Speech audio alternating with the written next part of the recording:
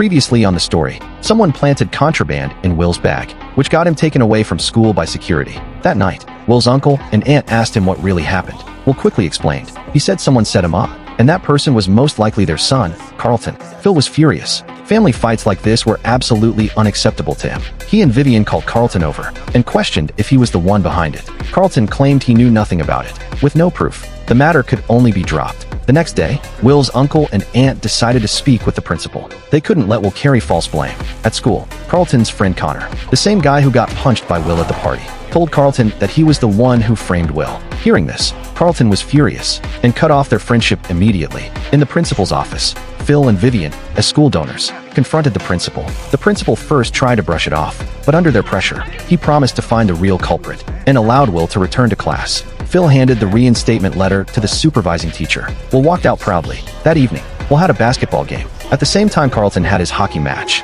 but the family chose to watch Will play. Will didn't start the game. The opponents were strong. They quickly went up by 8 points. The coach had to call a timeout and sent Will in. The moment he got on the court, Will scored 2 points with a layup. Next play, he dribbled at the top of the arc, broke through the defense on the right side, and tossed an alley-oop to his teammate for a dunk. Meanwhile, Carlton was playing terribly. Their defense was shredded apart. Back to Will. He drove again for an easy layup. The opponent answered with their own layup. Then Will drained a 3, followed by another assist. On the next possession, Will drove in and drew a foul. His teammates rushed over to defend him. Will was already showing the presence of a team leader. The opponent tried to dribble past, but Will stole the ball clean and finished with a windmill dunk.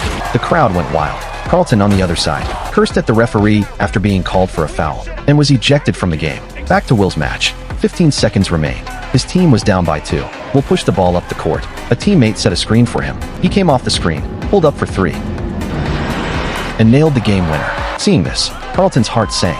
The whole family was cheering for Will, while no one paid attention to him. Will was surrounded by teammates, basking in their celebration. Carlton stormed out in anger. At the same time, Will's rival saw the news online. The Will he had been hunting for turned out to be right here in Los Angeles.